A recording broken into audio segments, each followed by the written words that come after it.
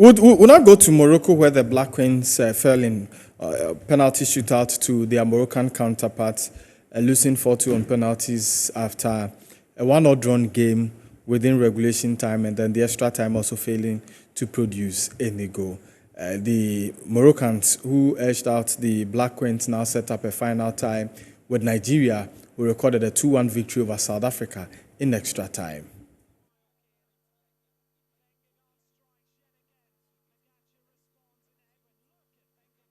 Men's Championship. Very slow in this tournament, but gradually we were picking up. I can't remember our first game against South Africa was not that good. And I said it that South Africa was not that extremely good for them to beat us, just that we were not that good on that day. I think from that game, we started picking the pieces together. We drew in our second game and then beat Tanzania by 4-1. And proud to our semi-final game, we won one game in regulation time because the win that we had against Algeria was through penalty shootout. And again, when you look at this team, I think it is it is in the progress in the right direction. And again, if the last time I checked, I think being in the semi-final guarantee you to qualify for the next World Cup in 2027, because the last time that we make it was in 2007. So I think it is a target that again we've achieved, not even winning the ultimate, but qualifying for the next World Cup. And again, I am someone who is in line when it comes to transition and also continuation. But again, I think what I'm about to say might be contradicting to what I'm about. But I think when you look at Kim Lass, is someone that you don't see a proper handwork on these ladies that we watch play in the Wafcon. But again, transition is very good. Looking at what they are doing, we can allow him to continue his job. But the question is it the good coach who can coach these ladies? Because when you look at these ladies, you understand that there is nothing coaching on them. There is nothing like coaching on them. They are just playing what they, though maybe pep talk might come from the technical department of the game. But when you look at the playing body, you understand that the ladies are playing their heart out. They are trying to make things happen for themselves, especially Comfort Yeboah in the heart of midfield. I look at her age, 18 years, and I was amazed looking at the energy, the fighting spirit that she gave from day one to the last day that we play against Morocco. Though she missed the penalty yesterday, but look, for me, she is a standout player when you are talking about these ladies playing the Wafcon. And again, there are a lot of positive that you can pick out. What go against us yesterday against Morocco was the fact that we were not able to convert our chances. Yesterday in the first half, we constructed a very decent play yesterday. We created a decent opportunity to convert it, to maybe score 2-3 goals in the first half. But yes, our ladies find it difficult to put the ball at the back of the net. I was impressed with Chantal. Initially, I was not understanding the game, but I think gradually she was picking up. You see, tactically, she's very good, but she's not used to our game. So you could understand that when the tournament was progressing, she was picking up gradually. And yesterday, she did very, very, very well. This shows that when we are giving much concentration to these young ladies, they can pick it up. And again, looking at the coaching, the reason why I'm saying that when Kim Grant go, I will understand. When he stay to, I understand. The reason why I'm saying when he go, I understand. When we look at our juvenile side, we are having the local coaches. And these are ladies who get a proper transition when you are talking about the princesses, what have you, to the queens. And these are players who are being coached under local coaches. And these, our queens, are being dominated by local-based players. So to get a proper understanding for them to work and then get the best out of them, it boils down to getting them a local coach so that the transition will flow. But the moment you bring in a foreigner to coach the Black Queens, transition does not click very well because during their juvenile side, they are being coached by a local coach. And when you look at our local team here, look at Yusuf Bazige. He is in Tanzania helping them with their project. And we have Didi here, we have Mesitego here. These are coaches who understand the ladies' football. And for me, I've made it numerous occasions that, look, when we want to see our ladies perform, we need to get them a lady who can coach them. because a lady understands lady. But the moment you bring a foreigner again who is not a lady, it's a mixed match, especially with Kim last year. So I think thumbs up to them. They've superseded their target that with no one even tipped them to be where they've reached in the semi-final stage. And they've been knocked out by a durable, credible opponent, talking about Morocco. So I think let's hope and pray we can get the third place position. Okay. Jerry.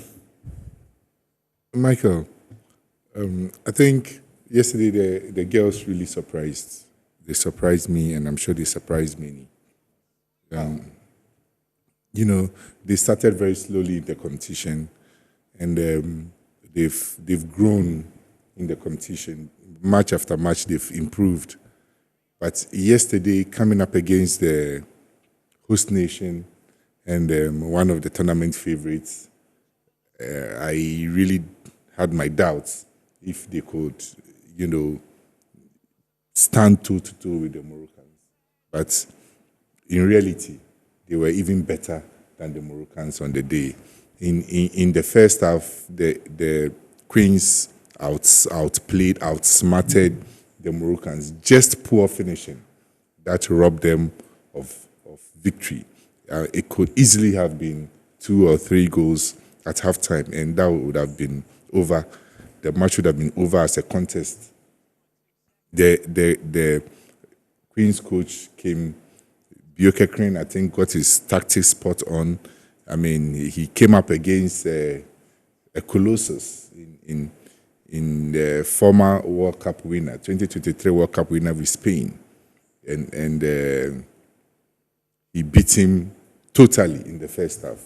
The second half, yes, the Moroccans tweaked their system, they tweaked their formation, and I think they managed to get an equalizer.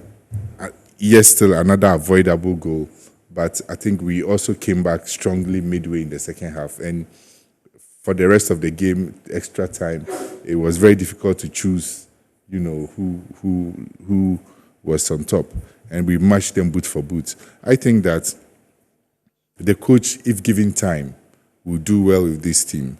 If given time, resources, and everything, will do well with this team. From what I saw yesterday, and we are not far off from the now elites. Now, these days, we are no longer counted among the elites on the continent. So the elites, Nigeria, South Africa, Morocco, and then to some extent Zambia. We are not far. We've played South Africa and we've played Morocco. I'm not sure we are far off the elites, and I think that we have what it takes. It's just left with planning, preparation, and progression, which will come if we do our things right. So kudos to the girls, kudos to the coach. As for penalties, I will not fault them. I mean, penalty is a lottery. And even though, yes, you can prepare for it, but even no matter how well you prepare for it, on the day, if the players don't have the confidence, if they can't keep their nerves, they can still falter. So kudos to the Queens, and I will urge all to support them, all the MPs and the politicians, everybody who was sharing in the glory, their qualification to the semi-finals. Now that we've seen that, yes, if they get the necessary support, they can do well. When they come back, there's another Wafcon in March next year, and the qualifiers are going to begin very soon. They should give them all the support. They should give them the motivation. They shouldn't wait till they qualify for another quarterfinal or another semi-final. They should shower them with all the gifts. They should motivate them. They should associate themselves with them. We don't want to, anytime they hear that the Queens can't afford the training tour, the Queens haven't been paid their winning bonuses, they haven't been paid the allowances, they should go to their aid and support them, share in their pain, so that when there's glory, they can also come and read theses and speeches upon speeches, identify themselves with the team. Not when, they have labored to get to where they are. So yes, we congratulate them. In fact, I'm really proud of them. Okay. And I'm sure that we are not far from winning the trophy next time around. I see. Kobe, do you share in that same thought and expectations as Jerry, who says our next outing we will win the Wafcon? I share in what Jerry just said. But I disagree with my brother that he thinks that Kemlas has not shown anything. I disagree with him. I don't know that Kemlas has not shown anything in terms of his handprints on the team. With Jerry or Rahman? No, I'm talking about Rahman. Rahman, okay.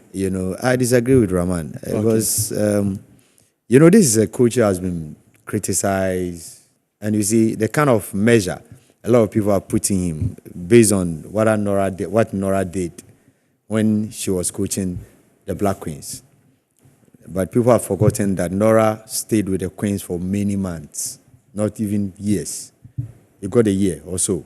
Yeah, I think 2 years. 2 years. Build a team. And that team qualified us for the AFCON. Kemlas has been with this team for how many months? Not 4 months. About 4 months. You understand? And when he came, that was the time that we've qualified for the competition. He needed to put a team together so that he can go and perform. We shouldn't forget the fact that this man came from different jurisdiction, different environment, different orientation. He hasn't coached in any African terrain before. I think Ghana was the first he came to coach. So he needed to understand our environment, our psyche, the ladies, and how he can work with them. You understand? And within these 2, 3, 4 months, he's been able to do what he has done. I think we should give him a lot of credit. A lot. When he came and he was playing friendly matches, it was not going well. A lot of people beside here were criticizing him. Based on the fact that Nora played friendly matches and she was winning. And Nora made sure she qualified the team. You understand? So we're measuring Kemlas with Nora. And that was wrong. You understand? For me, he has done marvelously well. If you look at yesterday's game, one thing that affected us in yesterday's game was our quarterfinal game with Algeria. We played 120 minutes. The Moroccans had a day rest. We didn't. And we played extra time. The girls labored before they got that victory. We played against Morocco. And when the energy was in the first half, we could have finished them in the first half. Glorious chances. The Moroccans came in the game, when we came in the second half, it was 50-2. That was when they got the equalizer. Which was a mess-up between our defense.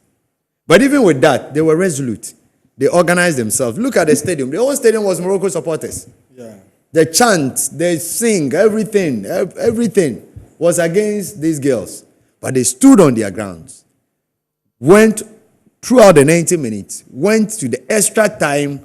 So another tiling moment for them again. Going to another 120 minutes.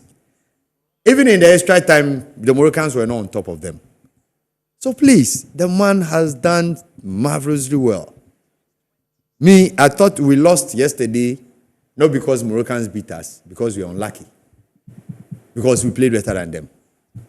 And if for years gone by, when we're talking about football teams, women football team on the continent, you will not measure Black Queens to this level.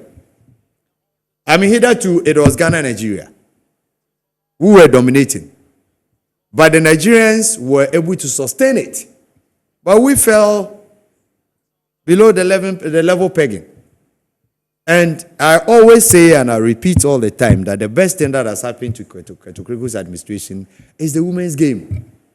He has improved the women's game tremendously. I mean, For me, I have my own issue with him when it comes to the men's game and how he's handling things. But when it comes to the women's game, excellent. You can compare the days of Kwesi Nyentechi to Keto Kreku, and you will see that has been a massive improvement to the extent that now we play women first division, very competitive. We play women Premier League, very competitive. I think just last week, the Women's Premier League and the Kurt himself and the FA executive members met, discussing how they will elevate the next season. I mean, you need to give them credit. And that is what has translated to what we are seeing. Hitherto, we're still changing coaches with Kuku Dazi, Didi Dramani, all of them. It's not the local coaches have been changing all the time. What has been the outcome? Yusuf Bazigi. What has been the outcome? But we brought Nora in, all right? And you see, normally when I talk about the Queens, I get a bit emotional because, see, the Black Stars is everything to government, but the Queens is nothing to them. The Black Queens in Morocco today, which yesterday I saw the minister standing there cheering to the national anthem and everything. When they were even going, their bonuses were not, their qualification bonuses have not been paid. Even their bonus structure, they didn't even know. When they were looking for monies for friendly matches, they were not getting it. To put these girls together, it was the FA, and I'll give credit to them. The coach of the women's team is being paid by the FA, not the ministry. But we are here reading tributes in parliament houses and claiming sources. I mean, certain times when you sit in this country and you see some of these things, then you don't know what even to say. You neglect a thing. I mean, failures doesn't have friends, but success have a lot of friends. Team that you don't even care. Now you are reading tributes. Vice president are giving them, urging them on. I mean, what are we doing in this country? You understand? And like Jerry said, you should share in their pain before you enjoy in their glory. But if you don't do that, then what we are seeing, see, these girls have succeeded. If they have qualified to the final, I bet you they would have won this cup. Because I saw the tenacity and the resilience in the faces of the girls. Even those girls who have not even played in Ghana before, Chantel and the other girl. Look at how, and the aggressiveness. They played as if they're African players. I mean, so please, let's give this coach a chance. For me, if you're able to keep this team together, next year we can win the African Cup. Okay. Women's African Cup. I'm telling you. Okay. And the next edition is very important because that one is going to serve as a qualifier to the World Cup. To the World Cup. So next year's edition. So we want all the supporters. So all you women groups and women politicians, parliamentarians and all those people talking. When you see that Black Queens cry for help, when you see the back pages, the stories at the back pages of the newspapers, Black Queens cry for help. They need support. Please don't just gloss over it. Extend a hand of support to them. So that if they qualify to the semi-finals in the next edition, they would have qualified for the World Cup. And that would be a bigger platform. This morning I saw the ministry, they issued a statement congratulating the girls for their gallant display in the semi-finals. You understand? That's all. That is good. But Honorable Kofi Adams, have a plan for these girls for the next outcome. Wafcon. I don't know how you call it. Wafcon. Because the thing is that we need to have, see, this Moroccan team that we see, these Moroccans, they put them in plane, come here to play for them, and they invite us there. They pay. They come for training. They come for training camp. See, some of their players some are in Spain, in France. We are lucky we have a lot of professionals in our team. But we need to put resourcing in their preparation so that when they come and they are doing well, we will all say, yes, this is the Black Queens. But if you don't care about them and all that you know is spending almost $2 million on the Black Stars, 2 matches, that even Ghanaians are not much enthused on. And you now go to Morocco and you are now there, cheers and as if you are supporting.